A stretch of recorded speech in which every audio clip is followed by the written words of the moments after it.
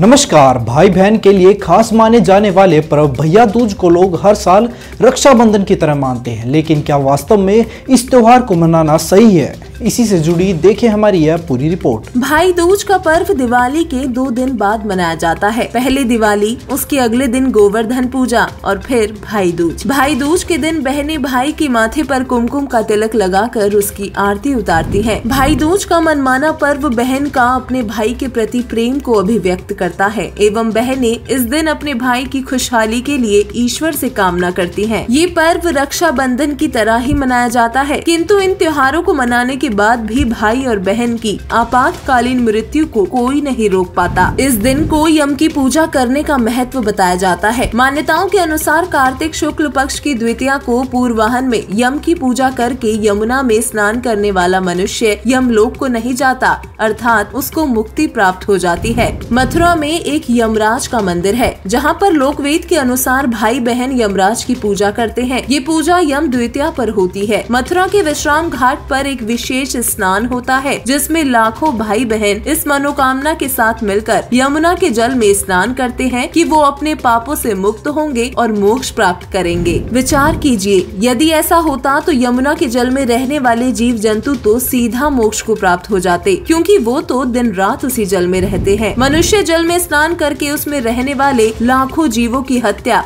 अनजाने में ही कर देता है, जिसका पाप उनके सर यानी कर्मों में जोड़ दिया जाता है। ऐसे में मोक्ष की परिकल्पना भी नहीं की जा सकती। पवित्र श्रीमद् भगवद गीता के अध्याय 16 के श्लोक 23-24 में कहा है कि जो व्यक्ति शास्त्र विधि को छोड़कर अपनी मन मर्जी से देवी देवों की पूजा, मूर्ति पूजा, पितृ पूजा, भूत पूजा, श्राद्ध निकालना, पिंड भरवाना, धाम पूजा, गोवर्धन की परिक्रमा करना, तीर्थों के चक्कर लगाना, तप करना, पीपल, जाटी, तुलसी की पूजा करना, बिना गुरु के नाम जाप, यज्ञ, दान, किसी भी प्रकार का व्रत करना आदि शास्त्र विरुद्ध पूजा करने से ना तो सुख हो सकते हैं, ना ही सिद्धि यानी आध्यात्मिक शक्ति प्राप्त होती है और ना ही उसको मुक्ति प्राप्त होती है। इसलिए अर्जुन, शास्त्र विधि से करने योग्य कर्म कर, जो तेरे लिए शास्त्र ही प्रमाण है कि गलत साधना लाभ के स्थान पर हानिकारक होती है। परमेश्वर कबीर साहिब जी ने कहा है कि कबीर एके साधे सब सधे, सब साधे सब जाए, माली सींचे मूल को, फले फूले अघाए। भाई बहन को सद्भक्ति का मार्ग खोजना चाहिए। सुनी सुनाई लोक कथाओं पर आधारित भक्ति करके अनमोल मनुष्य जीवन व्यर्थ नहीं गंवाना चाहिए, क्योंकि अंत समय में यम के दूत ही गलत साधना करने वालों का गला दबोच कर ले जाते हैं। धर्मराय द्वारा उनके कर्मों का लेखा जोखा देखने के बाद स्वर्ग और नरक में यातनाएं भोगने के लिए धकेल दिया जाता है। स्वर्ग की आशा करने वाले भी मोक्ष कदापि नहीं प्राप्त कर सकते।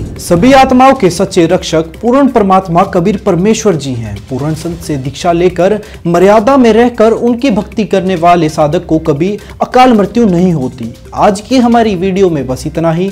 बने रहिए ऐसे न्यूज चैनल के साथ। धन्यवाद।